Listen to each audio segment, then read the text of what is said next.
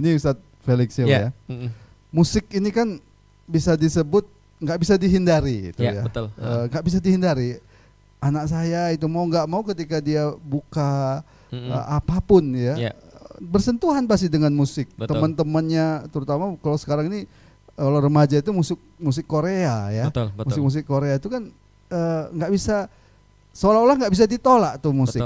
Ya. Bagaimana kita mensikapinya yang tepat ya tentang ini. Satu sisi kita khawatir, tapi sisi lain sepertinya nggak bisa ditolak nih musik gitu. Betul. Menarik memang ketika kita tadi membahas tentang isu Coldplay tadi ya. Tadi Ustadz Iwan sudah menyampaikan beberapanya kepada kita, dan pertama-tama saya pengen buat disclaimer dulu nih Ustadz. Bahwasanya yang kita bahas itu memang bukan pada dua kubu ekstrim.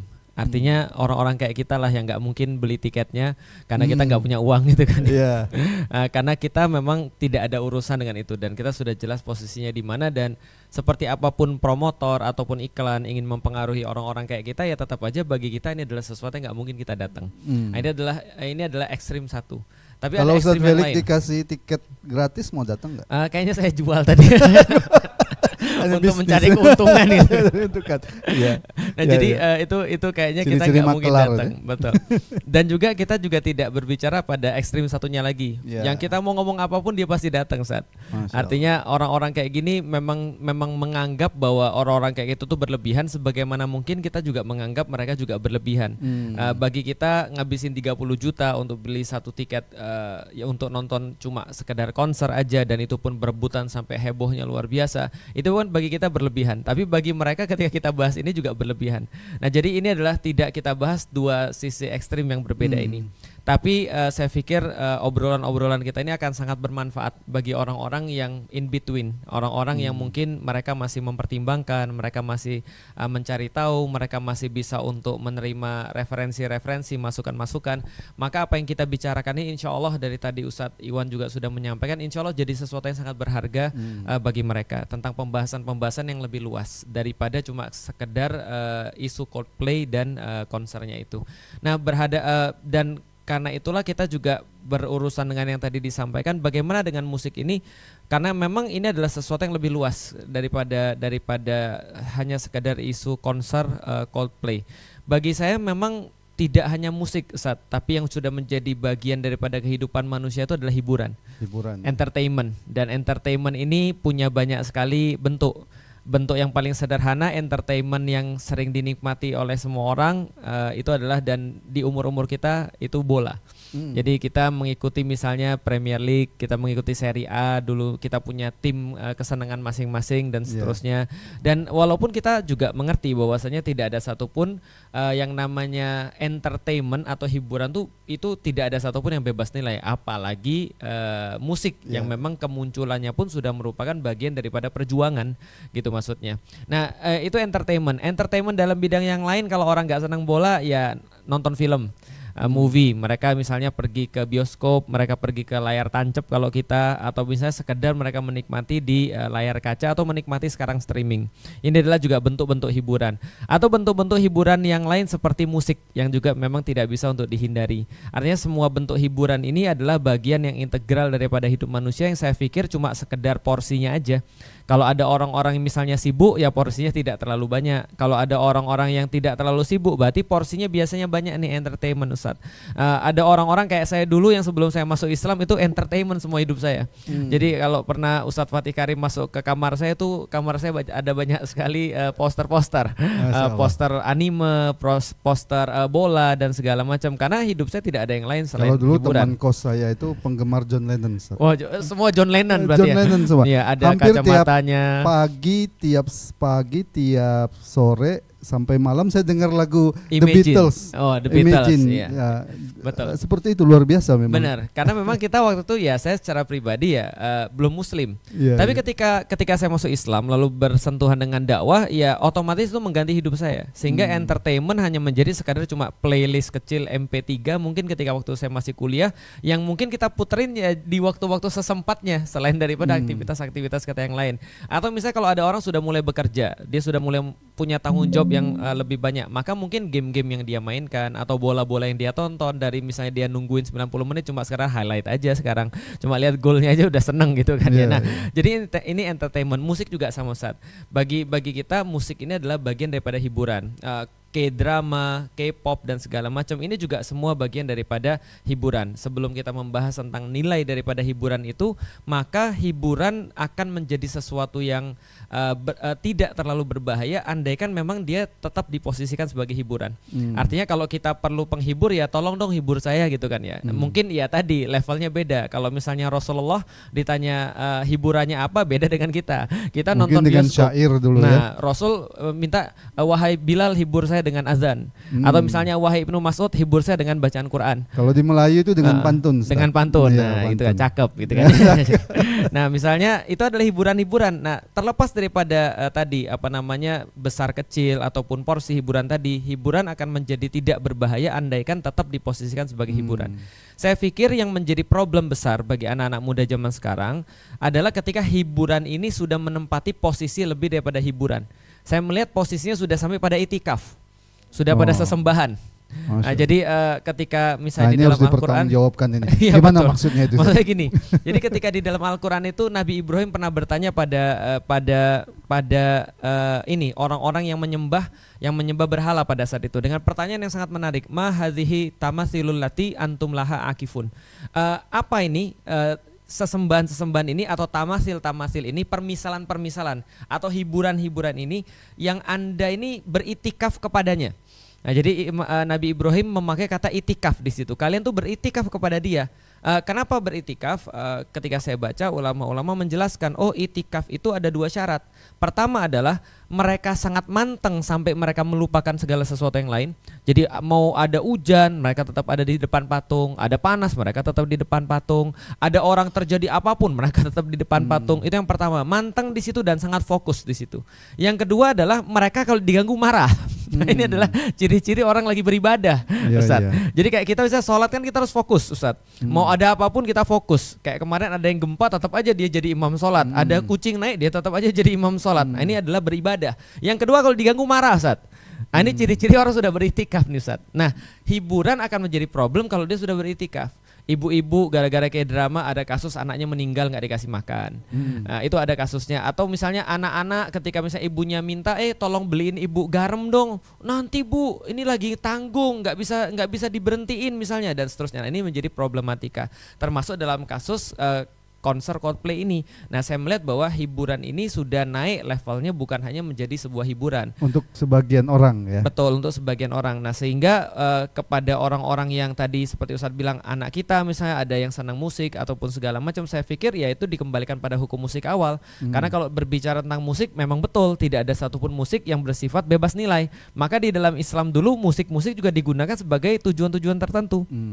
Seperti pengobatan misalnya ketika di zaman Utsmani, atau misalnya seperti pengobar perang seperti di zamannya Utsmani juga, atau misalnya seperti cuma sekedar terapi lah, mungkin bukan untuk penyembuhan tapi sekedar kesenangan seperti di zaman Rasul ataupun di zaman sultan-sultan yang lain. Nah, jadi saya pikir itu ya penempatan entertain atau hiburan. Tapi bagaimana ini menjaga agar anak-anak kita atau remaja lah ya secara keseluruhan, para pemuda itu tidak menjadikan musik itu menjadi tadi itu ya, menjadi itikaf mereka. Artinya nilai-nilai yang ada dalam musik itu tidak mempengaruhi mereka. Itu bagaimana kita menjaga itu gitu.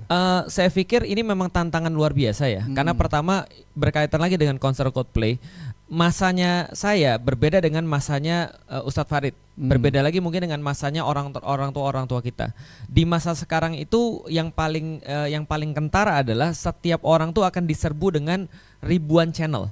Jadi kalau kita dulu adalah satu channel untuk ribuan orang, bahkan untuk satu RW, Jadi kalau misalnya yang kita paling ingat kalau bapak kita sudah nonton tinju, ya sudah nggak ada harapan kita nonton channel yang lain. Pasti tinju itulah yang kita harus tonton serumah. Atau misalnya kalau dulu nggak ada yang punya TV kecuali anak Pak RT, ya berarti kalau anak Pak RT nonton itu, ya kita harus nonton itu semua. Kita ngumpul di sana. Kita ngumpul jam 9, kita nggak ada pilihan lain selain nonton Dunia Dalam Berita. Nah, artinya ini beda dengan zaman sekarang. Anak zaman sekarang itu ribuan channel satu orang. Jadi dari Instagram dia sudah banyak referensi, dari Facebook dia sudah banyak referensi. Akhirnya mereka menjadi orang yang sangat dinamis, dan tidak hanya dinamis tapi mereka mendapatkan akses terhadap informasi itu lebih besar daripada kita, sehingga tenggelamnya mereka dalam satu hal termasuk musik itu lebih besar daripada kita. Nah, kalau misalnya ditanya lalu bagaimana agar anak-anak kita tetap bisa memposisikan hiburan itu seperti hiburan, bukan memposisikan lebih daripada hiburan. Nah, saya pikir ini memang tantangan yang harus diselesaikan oleh pertama adalah orang tua. Orang tua ini ya memang harus mengkomunikasikan, karena saya melihat beberapa orang-orang yang akhirnya menjadikan hiburan sebagai sesembahan ini karena mereka tidak punya koneksi terhadap dunia nyata, Ustaz. Contoh misalnya yang paling fenomenal, Ustaz. Yang paling fenomenal ini kan K-pop. K-pop itu berhasil seolah-olah menarik orang-orang untuk menjadikan mereka sebagai orang tuanya.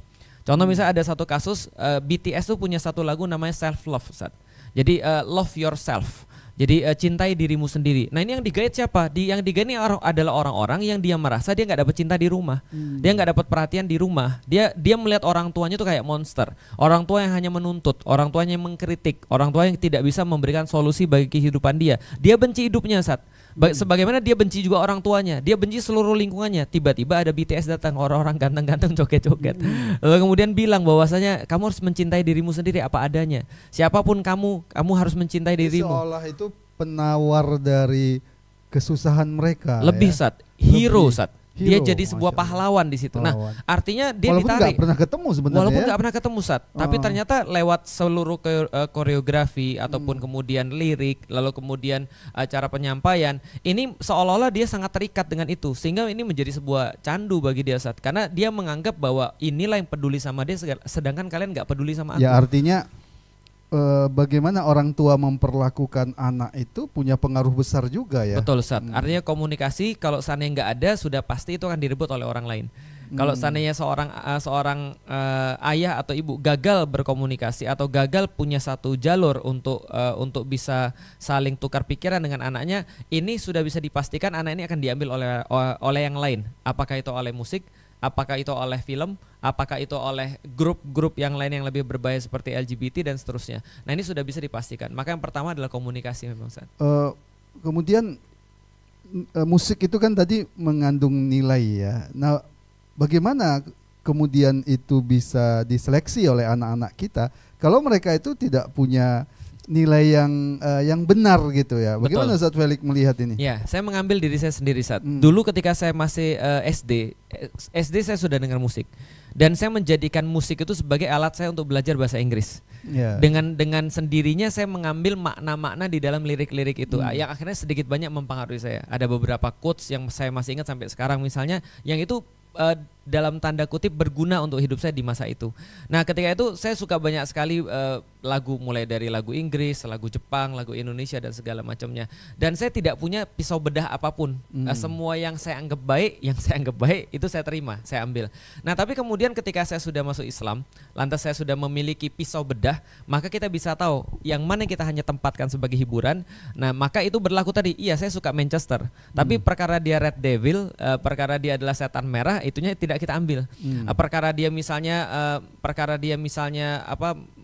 memberikan sebuah ruang terhadap LGBT, berarti kita tidak menyetujui itu. Suatu hari nanti kalau ada orang bilang, sudah pokoknya ketika dia memperjuangkan LGBT gimana, kita dukung nggak? Ya jelas enggak lah, misalnya. Atau misalnya ada seseorang suka dengan grup band tertentu misalnya, selama dia buat lagu-lagu yang bersifat umum, universal, kemanusiaan, atau misalnya dia berbicara tentang lingkungan dan segala macam, karena banyak juga lagu-lagu yang bermuatan tentang seperti itu, maka kita menikmati itu. Tapi kalau dia berbicara tentang misalnya contoh Cinta Satu Malam, atau misalnya tentang perselingkuhan, atau misalnya tentang kekasih gelap dan segala macam, nah kita bisa membatasi diri kita karena kita punya pisau bedah. Problemnya kalau orang tua tidak tidak punya jalur tadi, syukur-syukur kalau anak ini teman-temannya baik semua Ustaz, supporting sistemnya, semuanya ngaji semua, syukur-syukur. Lah kalau teman-temannya nggak ngaji Ustaz, nah ini pasti tidak ada pisau bedah juga. Nah maka yang pertama adalah orang tua, yang kedua adalah mungkin ya sekolah juga sangat berperan. Yang ketiga supporting sistemnya, yaitu adalah lingkungannya atau teman-temannya. Nah ini memang perlu juga diawasi oleh orang tua. Teman-temannya ini siapa? Jadi adalah penting untuk menanamkan, kalau dalam bahasa ulama itu miqyasul a'mal ya. Betul. Standar dia menilai itu apa? Pisau bedahnya apa? Pisau bedahnya apa? Karena di tangan orang yang sudah punya sakofah Islam, lagunya Coldplay itu mungkin akan berbeda ketika di tangan orang mungkin yang berbeda juga. Saya pernah nonton satu film judulnya, saya jadi lupa judulnya. Cerita tentang ateisme Ustaz. Itu film terkenal banget. Kok saya bisa jadi lupa ya? Ini nanti kalau saya ingat saya kasih tahu lah Ustaz. Itu tanda-tanda ketuaan. Iya, tanda-tanda banyak maksiat kayaknya Ustaz. Saya bilang setelah nonton film ini, saya yakin banget kalau ada orang ateis yang nonton film ini, dia dapat dalilnya. Tapi ketika saya yang kemudian mendapatkan iman dari berpikir, ketika nonton film ini saya juga dapat dalilnya. Maka justru saya mendapat lebih banyak dalil lagi menjelaskan tentang bagaimana Tuhan itu bisa masuk dalam logika manusia. Nah, jadi ya tergantung siapa yang nonton pisau bedahnya Ustaz. Benar. Saya bayangkan ya kalau saya dengar lagu Imagine-nya John Lennon itu, kalau nggak ngaji mungkin saya setuju dengan itu ya. Ini ide keren. Ini keren. Bagaimana dunia ini tanpa agama, tanpa sekat, agama yang membatasi kita, negara-negara yang membatasi kita. Dia berbicara tentang utopianya sosialisme. Sosialisme kan. Betul, itu kesannya indah sekali ya. Betul, Ustaz. Tapi alhamdulillah karena ngaji jadi bisa, walaupun musiknya ada juga yang senang. Bayangkan tiap pagi, sore, malam dibombardir terus tuh dengan musik itu kan. Iya lumayan juga Ustaz. Betul. Mungkin kalau teman saya itu yang nonton saya ini dia pasti ketawa-ketawa. Betul. Makanya di tangan orang-orang yang punya sakofah, lagu-lagu biasa tuh jadi istimewa. Lagu Dragon Ball itu ternyata tentang Thoriqul Iman. Itu kan misalnya. Itu kan menurut orang-orang sudah belajar tentang Thoriqul Iman. Oh ini ternyata tentang kehidupan kedua. Oh berarti ada kehidupan setelah kehidupan pertama dan seterusnya. Jadi kayak gitu-gitu Ustaz. Kebenaran dan seterusnya.